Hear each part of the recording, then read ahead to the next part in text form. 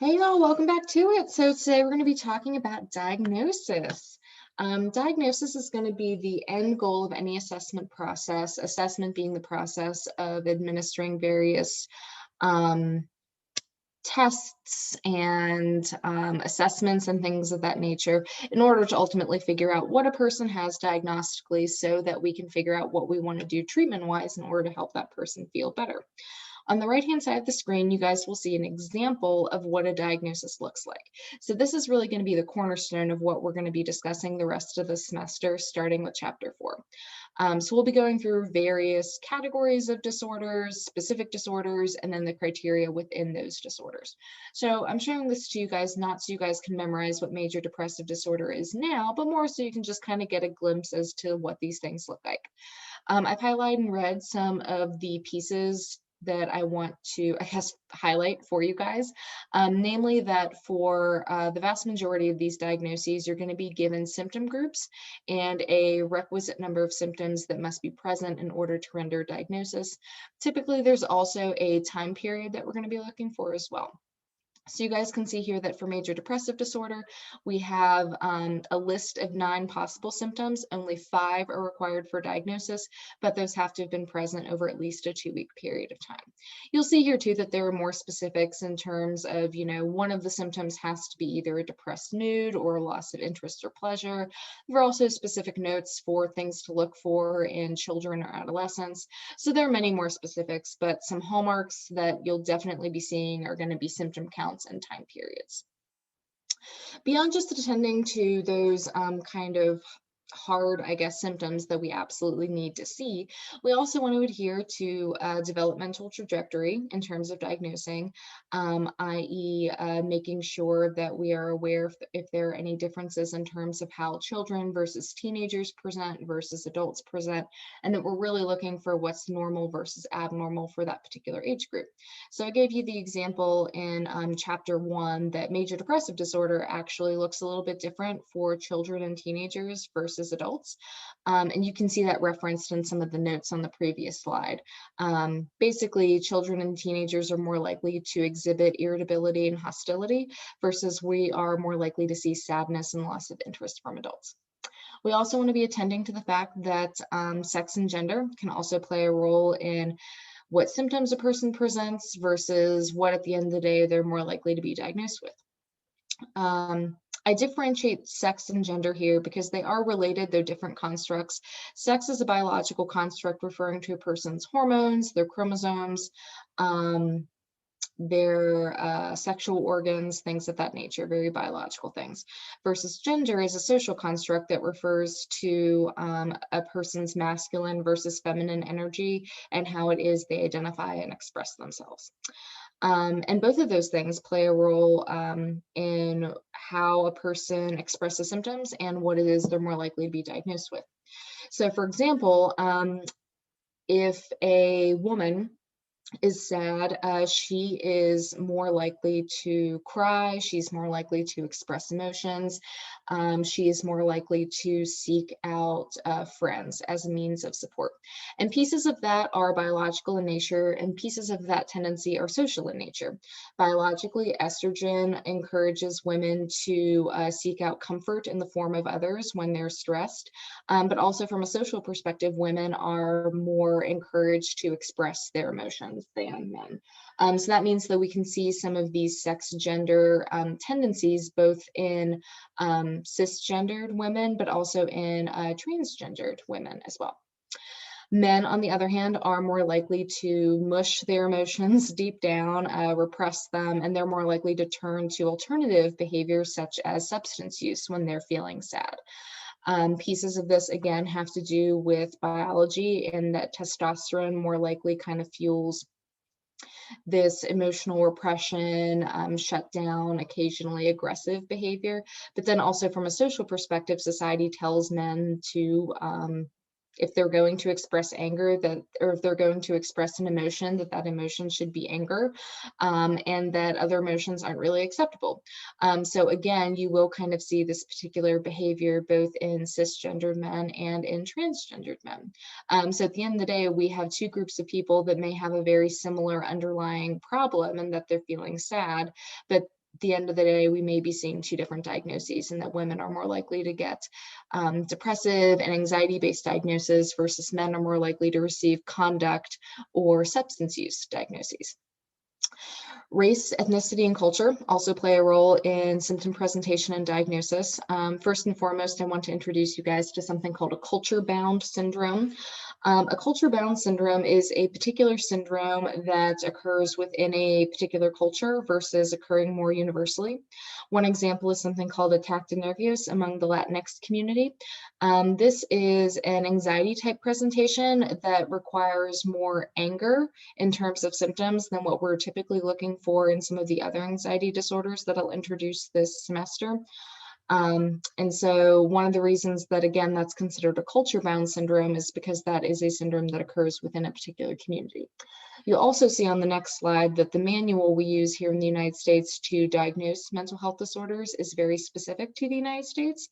And so culture-bound syndrome sometimes will not just refer to syndromes within particular communities, but more specifically communities that are external to the United States. Beyond that, it's also important to recognize that some symptoms are universal, some symptoms are not universal. Eating disorders is one good example of that we'll end up covering later on this semester. We typically see disordered eating behaviors only within particular cultures that kind of invoke those symptoms, particular Western cultures that encourage these very specific ideals for both men and women, that being a thin ideal for women and more of a muscular ideal for men. Some other examples of how race, ethnicity, and culture can drive diagnosis.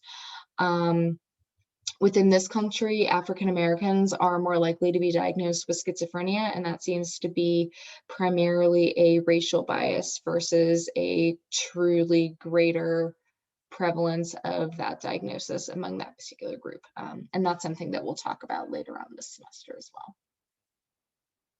So with that in mind, let's discuss the big manual that we have in this particular country that kind of groups together all the various mental health disorders that a person can be diagnosed with.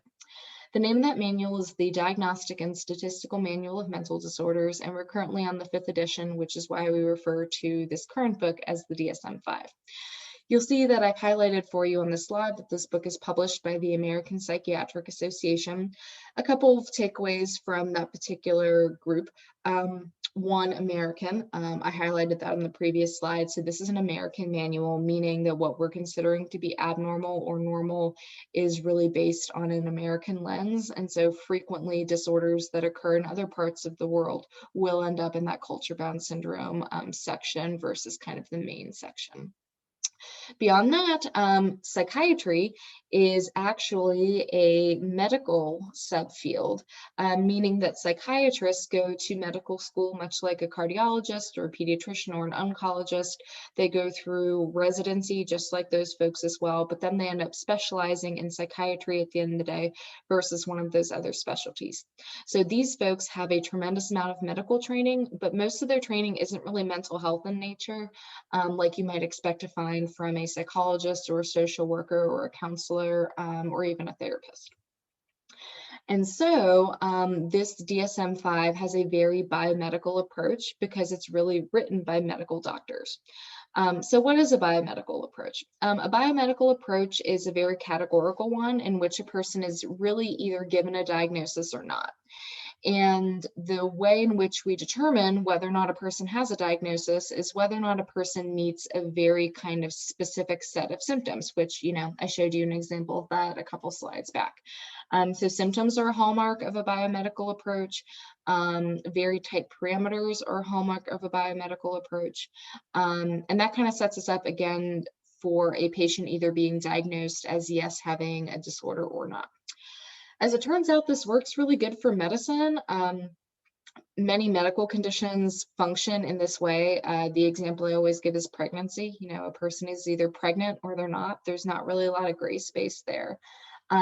But if we were to apply that same line of thought to depression, to say that a person is definitely 100% depressed or not is a little bit more of a gray type of argument. For example, I showed you the criterion for major depressive disorder several slides back, and you'll recall that you need at least 5 symptoms in order to be diagnosed.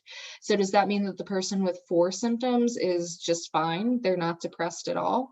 According to the categorical biomedical approach, yes, that person is fine. They are not depressed. But in reality, that person is still having a difficult time. They're still having 4 symptoms, more symptoms than we'd like for them to have. And so at the end of the day, this categorical approach is a very black and white approach. It makes sense for more of a medical setting. But it doesn't really make a ton of sense for mental health disorders, in that mental health disorders are just a bit more gray. They're a bit more dimensional in nature. One good takeaway I will say though from this particular approach is that it does provide us with a nice, neat, clean, common language. So that when I say major depressive disorder to one of my colleagues, we all know exactly what it is that I'm talking about. So labels can be really stigmatizing. They can come with a lot of baggage, but they're also a really nice, clean language. So that is kind of a positive of this. Another kind of piece to the categorical approach is that in designing these various categories, or labels or disorders with kind of clusters of symptoms beneath those labels that describe what that label means, is that mental disorders are thought to be discrete or independent from one another, kind of in the same way that medical conditions are really independent of one another. There is distance and space between like a heart disease and diabetes. Yes, they're disorders, they're closely related, but there is concrete space between those different disorders. And so that's kind of another hallmark of the categorical approach. However, one thing that has happened to mental health over the years is that the number of mental health disorders has really blossomed. So when the DSM-1 came out in 1952, we had 106 disorders across the entire book. When the DSM-5 came out in 2013, we had 237 disorders. So that's more than twice the number of disorders that we had to begin with. One of the reasons for this is because those disorders are so rigid and finite. If a person's got 4 symptoms of depression, for instance, then they no longer meet criteria. So what that means is that you ultimately have to face someone who is sick and not doing well and not give them a diagnosis because they don't fit one of the parameters that are already established. Or what ends up happening is over time you create a new label to describe that person and other people who are having a similar presentation. So new categories have been created over time to accommodate these novel cases. But what that's done is we have a tremendous amount of symptom overlap now between disorders. So these disorders are no longer quite as discrete and separate from one another as they used to be. For example, insomnia is its own independent sleep disorder. It's also a symptom of major depressive disorder. It's also a symptom of generalized anxiety disorder. So if you have a patient with insomnia, it can be really messy to figure out what it is they have because there's not this nice discrete space between all these symptoms, between all these diagnoses anymore. I kind of like to think of what has happened is that we've kind of run out of mental health real estate, so to speak. And so now all of these disorders that we have are really kind of overlapping with one another, which is placing an increased importance on the process of differential diagnosis, which is trying to figure out between 2 or 3 diagnoses what it is that the person has. It also means that these days it's more likely that a person is going to receive multiple diagnoses than just one, because their symptom presentation may meet multiple sets of criteria. An alternative approach to the categorical one is a dimensional approach. And I find that the best way to kind of explain the difference between a dimensional approach and a categorical one is a visual approach. So what I have for you guys here are the big 5 mood disorders, which are going to be major depression, dysthymia, bipolar 1 and 2, and cyclothymia. So major depression is an acute disorder. You only need symptoms for a short period of time. It's a depressive disorder. It's relatively severe in that you need a larger number of symptoms. Dysthymia is more chronic. Symptoms last for at least a couple years, but it's milder. You don't need quite as many symptoms, and it also is depressive in nature. Bipolar 1, much like major depression, is acute, so we're not seeing symptoms for a long period of time, but we are dealing with kind of high symptoms as well as low symptoms here. Same thing with bipolar 2, acute, and we're dealing with kind of these high and low symptoms. Cyclothymia, though, kind of like dysthymia, is chronic in nature, but it's also including both poles like the bipolar disorders. So these are categories. These are 5 different categories describing 5 different types of people. Dimensions, though, would be a way of moving away from symptoms and away from these discrete labels to stretch out various types of presentations along dimensions to better understand people, rather than kind of looking again for things like symptom counts or forcing people into boxes. So if we were to take these 5 diagnoses and stretch them out dimensionally, one such dimension might be mood, where maybe we have depression on the low end of the scale, a normal mood in the middle, and then we've got kind of our higher types of mood on the other end of the spectrum. And we could similarly stretch out duration from the most chronic condition that impacts a person over the entirety of their life to a more acute presentation that maybe only impacts a person for a couple of days. And what's nice about this dimensional approach is we could describe everybody using this approach. We could even describe healthy people, because a healthy person with a normal mood would be in the middle of the mood spectrum, and they would be chronically normal with respect to their mood. And so dimensions could describe everybody, again, even healthy folks, versus categories really just describe those 5 different types of people. And if someone were to pop up in the middle and still be having a difficult time and warranting therapy, that kind of sets the stage to create yet another diagnosis in the future to accommodate that person. So dimensions better represent, I would say, how mental health operates in the real world. And in doing so, dimensions accommodate a wide variety of people, versus categories are fairly limited in their perspectives of mental health disorder. But again, a nice takeaway of this particular perspective is that communication is really easy. It's really easy to say, I've got a patient with bipolar 2, and we all know exactly what it is I'm talking about, versus having to describe where my patient is across a whole handful of dimensions. So one thing I want you guys to be thinking about in preparation for our next discussion is, what are the pros and cons of each of these approaches? So be brainstorming. You can even use this slide in your handout to organize your thoughts, and we will use this as a jumping off point next time that we discuss. All right, we'll see y'all later.